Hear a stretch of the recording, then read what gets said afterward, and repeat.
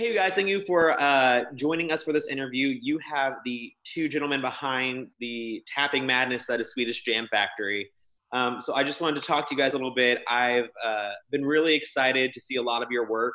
Elm Street does theater and the concert series, so a lot of our theater heads have been over the moon seeing some preview videos of you guys tapping and playing, I think, every instrument I can think of.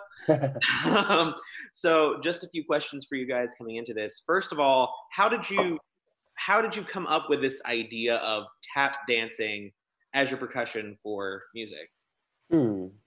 Well, Yeah, you Thomas, wanna, take that one. do you want to take it? No, you take it. Well, we figured since we both have a similar like musical theater backgrounds, but we were also musicians before we started doing musical theater, Mm. and tap dancing was like the most um, adaptable type of dance that worked with what like playing instruments. So it came very naturally because we were both like decent tap dancers and relatively okay instrumentalists. So we just put it together, and this is what happened. Yeah, I think we both started with music first. I started playing music when I was very young. It was just in my family. And when went to college, I couldn't really, like, the closest thing that I found that I could really do in college was theater, which is kind of funny. And I kept throughout my whole theater career trying to find ways to incorporate my music into it, because like music theater is cool, but it's not exactly the same thing as being in a band. And yeah, and then I started learning tap dance in college, and Thomas and I met in Memphis, and it just was like a great opportunity to actually be like, oh, I can actually incorporate like what I'm good at. And yeah, it was nice. No, it was fun. Like we really had similar skills. Um, and the first time we met, we just started talking about it, and we realized that, maybe we should do something. Oh. Between the two of you, I've seen a lot of videos of you guys playing. You know, it's like a reel almost, and you're in a bunch of different locations playing a bunch of different instruments. Between the two of you, how many instruments do you play? Oh man.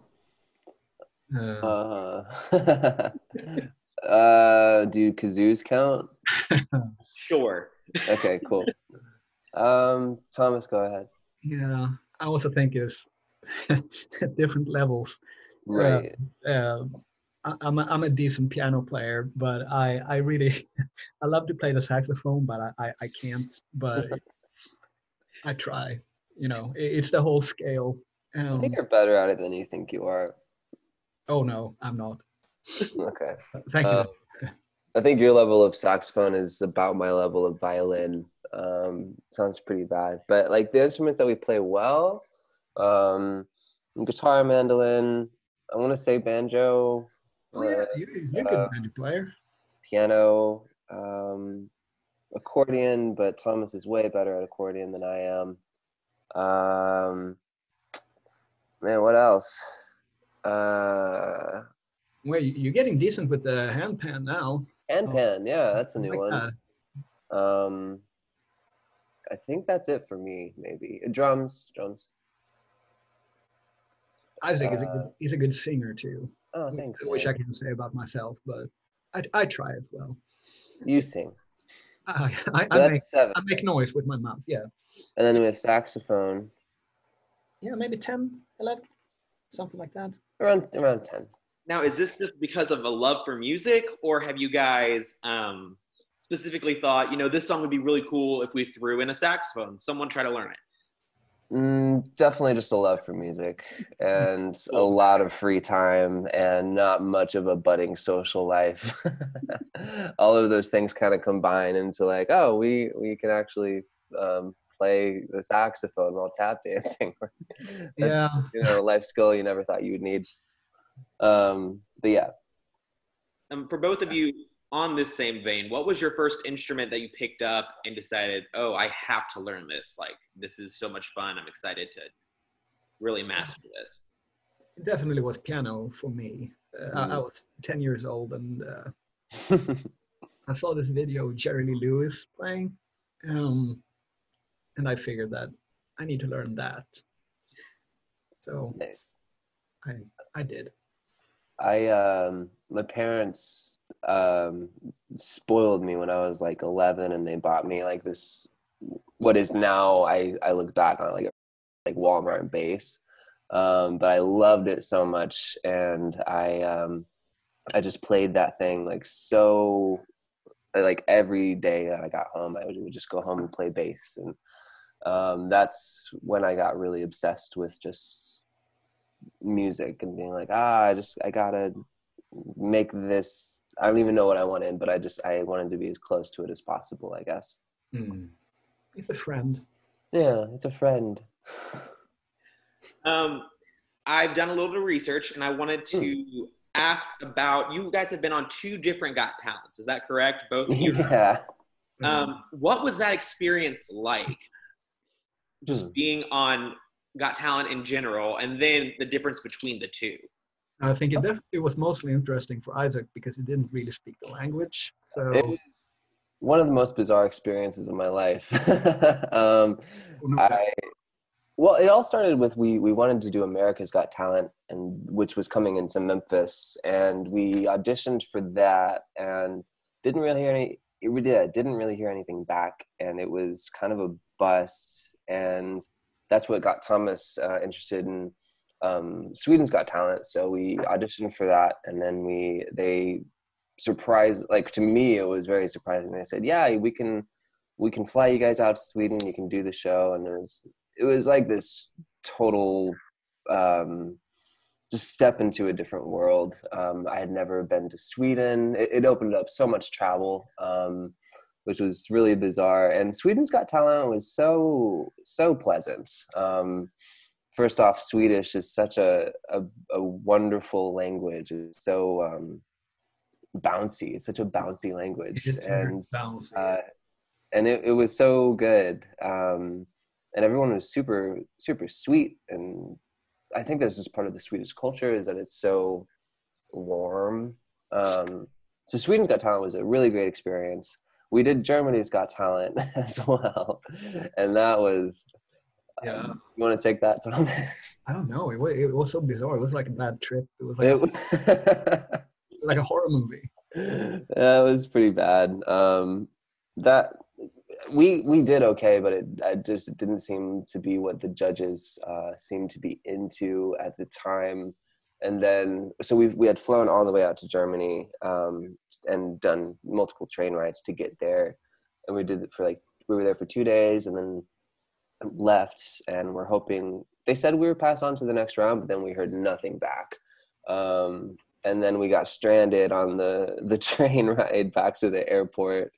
And it was like just one of those experiences where like everything that can go wrong went wrong. And I think that, at least for me, it built up, I hope I matured a little bit through that experience, because it was pretty rough, I would say. But yeah, Sweden's Got Talent was super pleasant, and Germany's Got Talent was pleasant, just not as artistically fulfilling, I would say.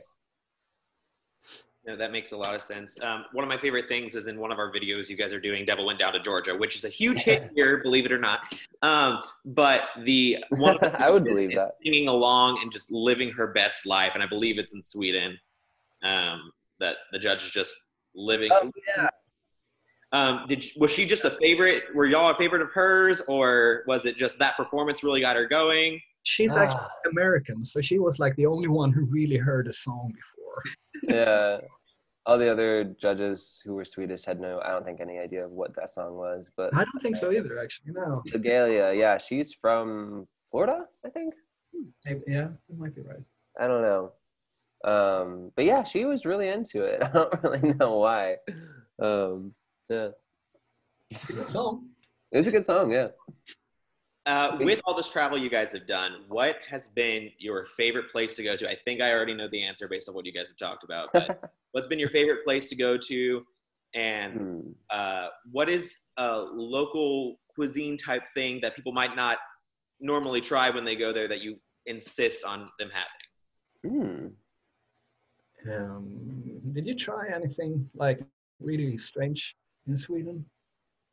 It wasn't super strange, but I really liked, what is it called? Princess cake? Oh yeah. Yeah, in Sweden there's this like princess cake which is made of like marzipan and what else is it? It's like whipped cream or custard. It's like a cake out of a, I don't know, Disney movie. It's really good. In Sweden, yeah. What else? Oh, no, Did go you ahead. try blood pudding? No. You never tried blood pudding? No, I didn't try blood pudding. It's the best. Yeah. Okay. And it sounds awful and it looks terrifying, but it tastes pretty okay. Is it real blood? Yeah, it is pig blood. Wow. Well, being a budding vegetarian, I don't know if I'd be okay with eating that now. No, probably me neither. But I But grew up and it was really cheap and very pickled herring. nutritious. Pickled herring. Pickled herring is special. Yeah. That was bizarrely good. I what festival or what was it Midsummer that we ate those? Oh yeah, probably. Yeah. Yeah. So pickled herring in Sweden. That's about it, I would say, as far as Sweden. Yeah. If we're talking stateside, you guys have performed a little bit over here too. Where's your favorite place to perform? Oh.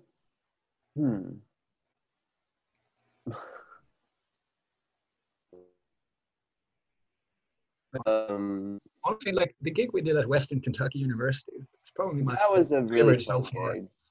Yeah, we did. We played a show at my old college actually, and that was probably one of our favorite gigs that we've done. Which was in Bowling Green, Kentucky. But as far as just like random gigs, I mean, I think our first gig in Memphis at this really, really tiny, crappy little bar called Lamplighter Lounge, that was probably one of my favorites. It's gotta be. Yeah, I think we made like $20. We got free food. Yeah. On that vein of going around the States and kind of touring, do you have any horror stories, especially with the fact you guys have so much unique, so many unique things in your set? Were there any horror stories of, oh, now you want us to tap on a carpet or anything kind of crazy like that? That is actually pretty common, more common than you would think. Like not really realizing that maybe we need something that sounds anything. Wow. Yeah, I'm trying to think of any specific.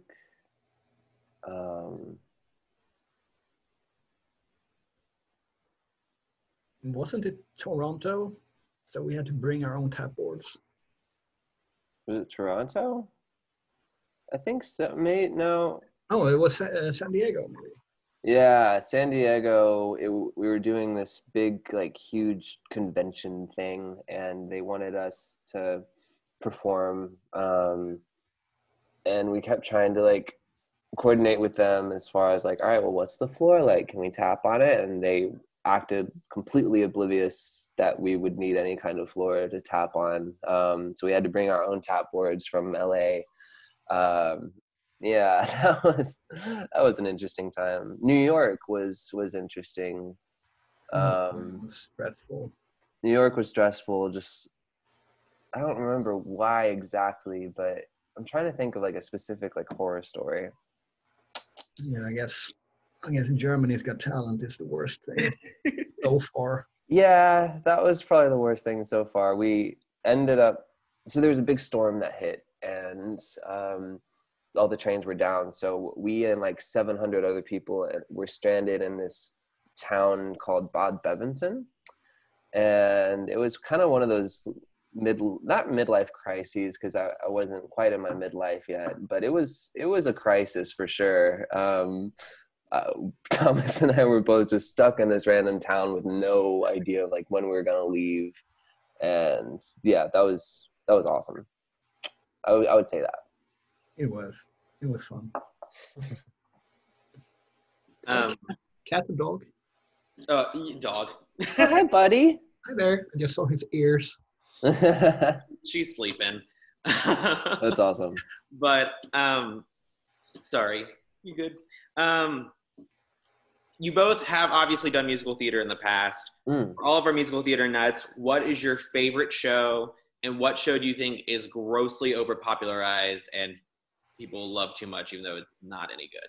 Ooh. And no, you cats. Fair. I honestly think that, like for instance, Phantom of the Opera. Mm-hmm. I think the music is terrific, absolutely, but I never got it on stage. But maybe that's just me.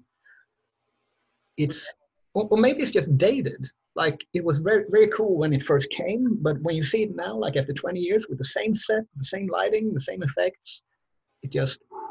Yeah. I mean, cats. You gotta love cats. Hey, don't hate cats, man. Are you a fan of cats? Not really, no. And I haven't even seen the new one. So no, I don't even know why I'm defending it. Let me see. I played in the pit one time for the musical 9 to 5. Okay. After like 2 rehearsals, I hated it. I hated that music so much. So I don't know why I hate it. And I have nothing against that musical or Dolly Parton, but I would say 9 to 5 is overrated. It's not even that overrated, but it's overrated.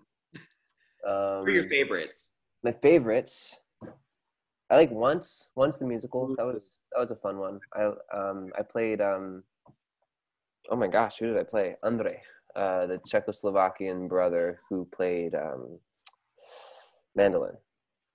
That was fun. I would do that one again for sure. Chicago. It's one of my favorites. Yeah. Yeah, Chicago. And Singing in the Rain obviously is a huge musical of mine that I love. Cool. Outside of tap dancing, what form of dance do you both love the most? My girlfriend is contemporary, modern kind of choreographer in LA, and she's kind of opened me up to she's dragged me to different classes for dance stuff, and it's I am not as good at it as she is, but I've really come to love that style of movement. So yeah, I would say just contemporary modern stuff. Very fun. I've always been a big Fosse fan, but who isn't really? Hands. I was very much into that when I was in school. Maybe because he has all these turn-ins instead of turn-outs. Some say it's because he wasn't shaped like like most dancers, so he developed something that fit his body type. I don't know if that's true, but it was so unique and it's so interesting to watch. So yeah, I'm still a big fan of that. It's really cool. While you guys are quarantined, obviously you're having a lot more time with music. Is there anything you're streaming right now? Is there anything that, just for our audience to get to know you guys a little bit better, is there anything that you're just loving, whether it's, Ozarks or Tiger King or whatever is going on? Gotta love Tiger King though. Oh my gosh, Tiger King. Yeah, nothing makes sense. It probably made Germany's Got Talent look like nothing. Oh man, probably. I've been making my girlfriend and I watch all the Star Wars. Okay. She's not enjoying it, but that's why I enjoy it even more. Let me see. Yeah, I can't really think. I haven't tried the new Ozark. I should try that. Tiger King, I would say. Yeah, hands down. The most bizarre right now. Succession is a really good show. Succession. Yeah, it's on HBO. It's fantastic. I recommend it. Yeah. In that downtime, are there any new instruments you're just deciding to pick up? Oh, that's a good idea, actually. I dusted off the accordion the other day. I tried to like get back into that. I had been traveling so much recently, so I haven't even been able to play. But I have you can't really see my setup, but I have been working on. Let me show you. Working on this guy. It's a MPD-32, so it's like a MPC for Ableton. So I've been like kind of doing DJ stuff, more like triggering and looping and that kind of thing, which maybe we can incorporate into our set at some point. I would hope so. Yeah, it's great. Yeah. So I've been just trying to wrap my brain around that, and I've been taking some Ableton Live like tutorials. Yeah, more the production side is what I'm focusing on right now. I did start playing the kitchen sink with lint rolls. It sounds pretty good, actually. It does sound good. I do like it. But I'm assuming it varies from sync to sync. So it does. I have a good sync. Is it one of those 2-sync things? Yeah, exactly. No, it's a really good acoustic out there too. I should develop that. Yeah. That would be a great form of content during this time of streaming. Just kitchen. Yeah, you're right. Yeah, definitely. A bunch of kitchen sinks. And the last question I have for you guys, you all seem to have kind of an organic process. Just talking to you, oh, this looks really cool. I'm really gotten into this. What is it like to take a song that you already know, or to get a new song and get from point A to point B to have it completely finished? What was your process like as a duo? Well, one factor I think that I've adopted from Thomas is just consistently meeting every day for just a few hours a day. We were so much more productive with anything if we just consistently, habitually met every day for a few hours. So like if we took a song, like we had the idea 2 years ago to cover Singing in the Rain. And yeah, just some of it was fleshed out by like Thomas and I were in Sweden, and we were just sitting in a living room playing guitar and piano, and then in one sitting we would flesh out like what that song would be and all the chords and all the harmonies and the structure of it. And then from there, like while we're just sitting down and playing, either Thomas or I would start imagining different tap steps that would go with this, and then maybe the next day we would bring the tap boards out and like put it on its feet kind of, and then it would just be practicing it over and over and over and over and over again to get those steps into your body while you can play and then possibly sing. So just a lot of repetition, I would say. Yeah. Thomas, sometimes we just, we have like 10 seconds of material. We have no idea where it fits. And then we just get another 10 seconds and then we just put them together and build it that way. Yeah. So and some of the numbers that have come to be that way are very like strange, but fun. Like what numbers? Like the broom number, for instance. Okay, yeah. We have a number where we bang on brooms and dustpans and stuff. And that started off, how did that start? In your garage, I think. In my garage in LA. And yeah, and then from there, we took like 10 seconds and made it like a 6-minute segment. Another thing we focus on is like getting classical music into our set, like Beethoven or Bach. So for our Beethoven piece, which I think we both think is like our most epic, hopefully, piece that we have, that started off with me jamming with I want to say he was a Sikh in the New York subway. It was this Sikh dude with a snare, and he was singing, and I had my mandolin, and we started jamming a little bit, and then I found Beethoven's Fifth da-na-na-na on the mandolin. I was like, that's cool. And that was like 3 years ago. So I took that experience and then made like a 2-minute number out of that for a solo show that I was doing. And then I sent that track to Thomas, and Thomas took that and completely destroyed it, and then made a mashup of the Beethoven's Fifth piece with what is it, Palladium?